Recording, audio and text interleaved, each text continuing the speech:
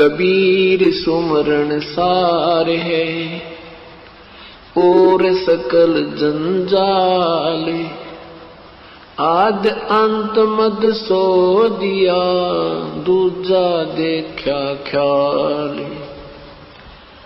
कबीर कहता हूँ कही जात हूँ, सुनता है सब कोई, सुमरण से भला होएगा ना तो भला ना होए।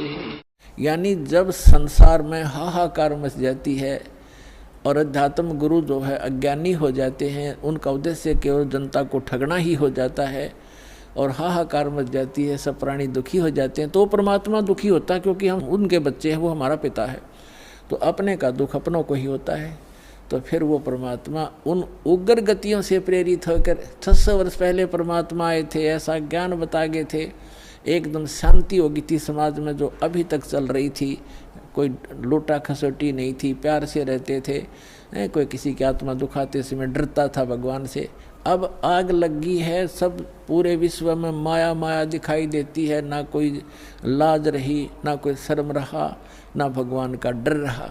तो अब पुनः स्थापना करने के लिए उस शांति की और भक्ति की परमात्मा ने पहले से ही वचन बोल रखा था कि जब कलयुग 5500 वर्ष बीत जाएगा तब मैं अपना दास भेजूंगा, उसको पूर्ण ज्ञान दूंगा। वैसे तो भगवान ने कहा था मैं स्वयं आऊँगा 12वें पंथ में, गरीबदास वाले पंथ में। परमात्मा नहीं आए तो दास को भेज दिया, वो कंप्लीट स्पिरिचुअल नॉलेज और पूरी पावर दे के, उस परमात्मा ने अपनी पावर दे के।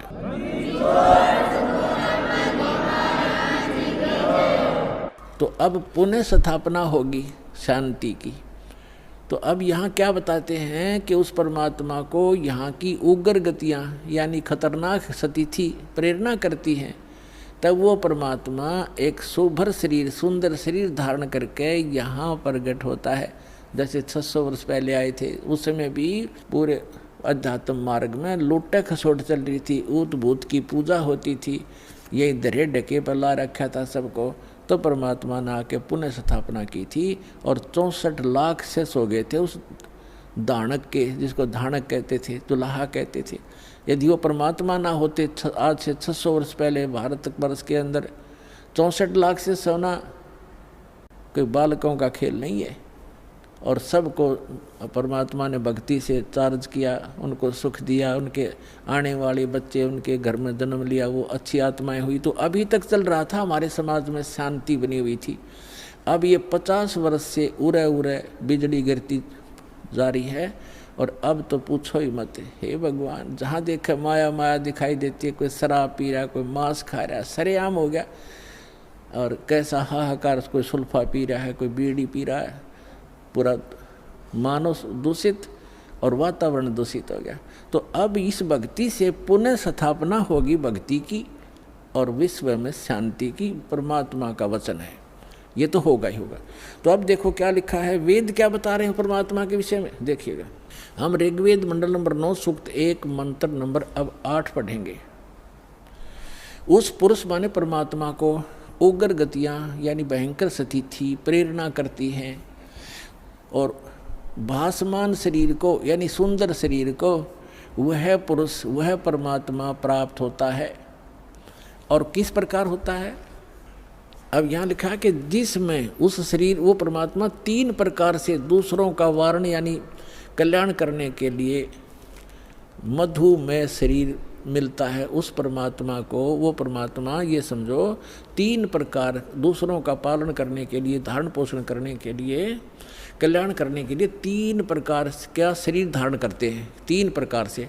एक प्रकार का तो आपको बता दिया कि परमात्मा ऊपर रहते हैं, वहाँ उनके शरीर की शोभा मनुष्य सदृश है, राजा के समान दिखाई देते हैं, सिर पे मुकुट है, छत्र है और तख्त पर बैठे हैं सिंहासन पर। और उनके एक रोमकूप में करोड़ सूर्य करोड़ चंद्रमा मिला दे ऐसी रोशनी है उस परमात्मा की एक रोमकूप की। बाकी शरीर की कितनी होगी अंदाजा लगाया जा सकता है। और फिर वो परमात्मा दूसरी स्थिति में जब आता है, एक नवजात शिशु का रूप धारण करता है, तो दूसरी स्थिति बताई जा रही है। देखिएगा ऋग्वेद मंडल नंबर 9 सूक्त 1 मंत्र अब 9 पढ़ेंगे हम, ये 9वां है। इसमें लिखा है कि अभी इमम अधन्या उत्सनंती धेनव, धेनो माने गाय, शिशु माने बालक रूपधारी, सोम माने परमात्मा, इंद्राय पातवे। इसका अर्थ है इमम माने उस, सोम माने परमात्मा, पुरुष माने परमात्मा को, पुरुष माने परमात्मा, क्योंकि इन्होंने यहाँ सोम माने परमात्मा होता है। ये देखिए शुरू में इसी सूक्त के प्रथम मंत्र में सोम शब्द है। ऋग्वेद मंडल नंबर 9 सूक्त 1 मंत्र 1 में, इस 1 में ये सोम शब्द है। सोम, सोम माने परमात्मन। तो यहाँ अब हम यहाँ भी सोम लेंगे। ऋग्वेद मंडल नंबर 9 सूक्त 1 मंत्र 9 में सोम शब्द है। सोम, उस परमात्मन को, उस परमात्मन को, उस पर पुरुष को, परमात्मा को, जो शिशु रूप धारण करके आता है कुमार अवस्था में यानी बाल्य अवस्था में। अभी अधन्या, अधन्या माने अहिंसन, ये लिख दिया इन्होंने। अध्य माने अभी माने पूर्ण रूप से, सब प्रकार से। अधन्या माने बिना धनाई, धेनो माने गौवे। हमारे यहाँ क्षेत्र में हरियाणा के अंदर जो गायें नए दूध नहीं होती, गर्भ धारण नहीं किया जिसने, उसको ये कहते हैं ये बिना धनाई है, अधन्या। क्योंकि ये कुछ शब्द हमारी लैंग्वेज में संस्कृत के, कुछ पंजाबी के, कुछ वैसे अन्य भाषाओं का भी समावेश है। जैसे अब इंग्लिश वर्ड भी गढ़े हो गए शब्द हमारी भाषा में, ऐसे पहले से हमारे कुछ शब्द मिले हुए हैं भाषा में। तो हम अधन्या माने बिना धनाई, अभी अधन्या पूर्ण रूप से यानी कंवारी, धेनो माने गौवे, उस परमात्मा की जो शिशु रूप धारण करके जब आता है, उनके परवरिश की लीला कंवारी गायों के द्वारा होती है, ये वेद बताते हैं। और वो किस परमात्मा की हुई है? श्री कृष्ण की का इतिहास आपके पास जीवनी है, श्री रामचंद्र की जीवनी आपके पास है, जिनको आप भगवान माना करते थे। या ब्रह्मा विष्णु महेश की दिखा दो इतिहास, उन्होंने ऐसे कुंवारी गाय का दूध पिया हो। तो who is God? Kabir is God. और कौन कबीर? जो काशी में आए थे, धानक दुल्हा।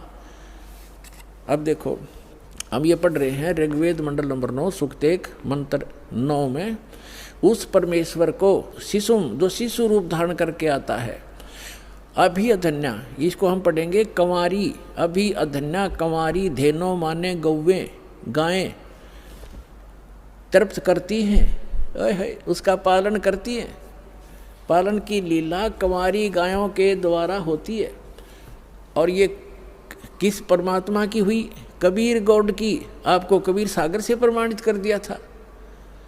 और जिन महापुरुषों ने परमात्मा मिले और सचखंड लेकर गए, जिनको परमात्मा मिला, उनमें कौन कौन है? आदरणीय धर्मदास साहिब जी, आदरणीय मुलुकदास साहिब जी, आदरणीय नानक साहिब जी, आदरणीय दादू साहिब जी, आदरणीय गरीबदास साहिब जी, गांव छुरानी जिला झज्जर हरियाणा वाले, आदरणीय श्री गीसा दास साहिब जी, गांव खेखड़ा जिला मेरठ उत्तर प्रदेश वाले, और आदरणीय स्वामी रामानंद जी जो ब्राह्मण थे, 104 वर्ष के हो गए थे परमात्मा, उसमें 5 वर्ष के थे। 99 वर्ष की एज के अंदर डिफरेंस था।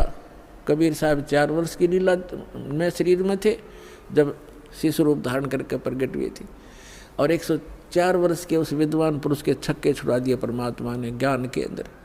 तब उसने कहा था कि मैं जब मानूंगा, मैं अंदर समाधि लगाता हूँ, मैं समाधि में आपके दर्शन कर लूँ। तो परमात्मा ने समाधि लगवाई उसकी, फिर लेके गए ऊपर सचखंड में। ओए हो, वहाँ देखा वास्तविक एक काल ने धोखा देने के लिए यहाँ पर स्वर्ग बना रखे और यहाँ की 4 मुक्तियाँ बता रखी। चारों मुक्ति का भी समय सीमित है। ब्रह्मलोक में गए हुए प्राणी भी वापस जन्म मृत्यु में आते हैं, और केवल उस अमरलोक में शाश्वत स्थान में गए हुए प्राणी फिर कभी लौटकर संसार में नहीं आते। तो उसकी नकल करवा रखी इस काल ने। नकली सतलोक, अलखलोक, अगम और अकैलोक, अनामी लोक तक की रचना ब्रह्मलोक में करवा रखी है इसने, ताकि ये जीव भ्रमित होकर मेरे जाल में फंसे रहें। अब समर्थ आते हैं, उनका ज्ञान समर्थ होता है, उनका काम भी समर्थ होता है, उनकी हर गति समर्थ होती है। तो उस परमात्मा का ज्ञान अनमोल है, उसमें कोई त्रुटि नहीं है, और उनकी जो भक्ति विधि वो भी कंप्लीट है। और साधक भी यदि श्रद्धा से करेगा तो वो भी पूर्ण लाभ प्राप्त कर सकता है। तो जो प्रसंग चल रहा है, अब ये स्पष्ट हो गया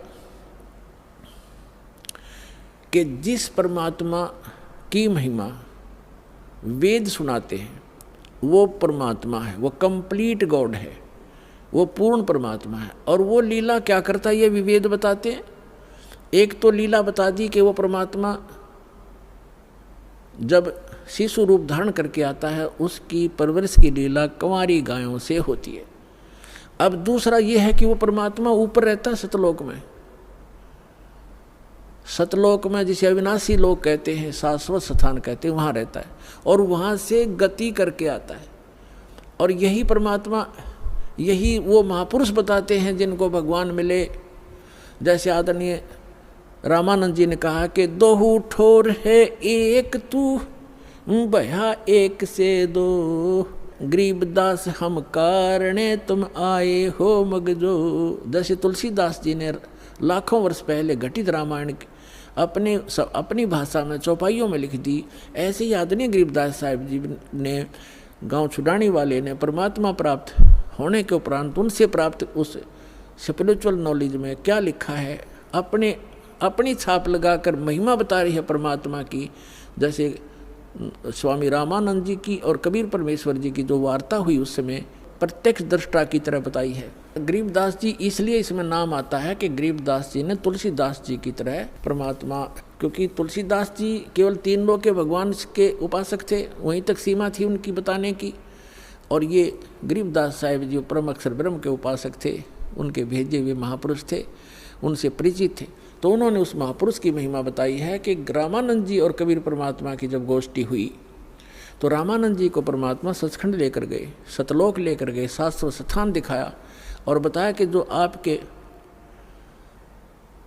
यजुर्वेद अध्याय नंबर 40 के मंत्र नंबर 17 में लिखा है कि वो परमात्मा तो गुप्त है, प्रोक्ष है और वही परम अक्षर ब्रह्म है, सबका धारण पोषण करता है। गीता अध्याय नंबर 18 के श्लोक नंबर 62 में, गीता अध्याय नंबर 15 के श्लोक नंबर 4 में जो बताया स्थान, वो ये स्थान है और मैं स्वयं परमात्मा हूँ।